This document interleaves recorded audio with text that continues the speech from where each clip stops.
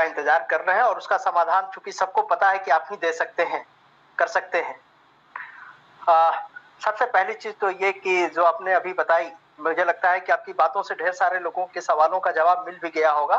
फिर भी कुछ स्पेसिफिक सवाल है कि क्या फॉर्मूला हम लोग अपना रहे हैं बच्चों को प्रमोट करने के लिए। जो आपने यूजीसी गाइडलाइन की बात की, उसके बाद ये सवाल आ रहा है।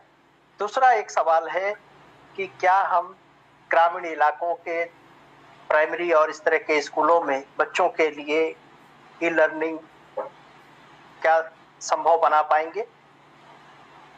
एक सवाल और भी है कि जैसे विभिन्न बोर्ड के बच्चों को प्रमोट किया गया, क्या एनआईएस के लिए भी आप लोग प्रयास कुछ कर रहे हैं कि उनके बच्चों को भी प्रमोट किया जाए जिन्होंने वहां से परीक्षाएं दी हैं। NIS, NIOS, national open school जो सिस्टम में जो लोग भरे हैं, वो तो आप प्रयास कर सकते हैं। जी, मैंने उसका प्रयास हुआ है और पहले प्रश्न का उत्तर तो मैंने आपको दिया है कि सतत विचार की प्रक्रिया चल रही है क्योंकि यूजीसी की गाइडलाइन बदली है।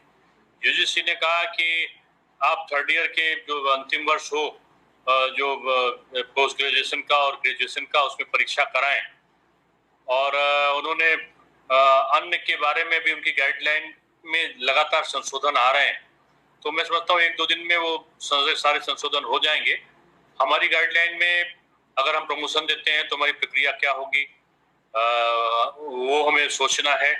और हम जल्दी ही कि हम परीक्षा कराएंगे कि हम प्रमोशन देंगे, इस पर हम निर्णय ले रहे हैं। यूजीसी की गाइडलाइन का हम अक्षरशः पालन करना चाहते हैं, लेकिन यूजीसी की गाइडलाइन के साथ साथ जहां पर उनकी गाइडलाइन लागू करना संभव नहीं है, जैसे उन्होंने मिड सेमेस्टर के तमाम पिछले जो अन्य मानक हैं उनके अनुसार जो अंक दिए जाते हैं उनको जोड़ने की बात कही है, तो तमाम विश्वविद्यालयों में उत्तर प्रदेश के है, तमाम विश्वविद्यालयों में नहीं है।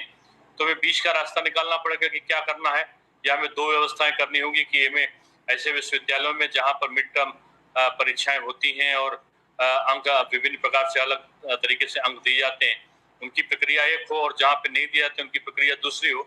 इन सारे बिंदुओं पर हम जल्दी निर्णय कर लेंगे। मुझको लगता है कि आज से कल तक में यूजीसी का अंतिम जो दिशा निर्देश है वो हमें प्राप्त हो जाएगा, और उसके बाद हम तत्काल जैसे हमने शैक्षिक कैलेंडर को कल जारी कर दिया है, वैसे ही हम इस परीक्षा को भी परीक्षा का माध्यम क्या हो या बच्चे किस प्रकार से उनका प्रमोशन होना चाहिए कि नहीं, इस पर हम निर्णय जल्दी ले लेंगे।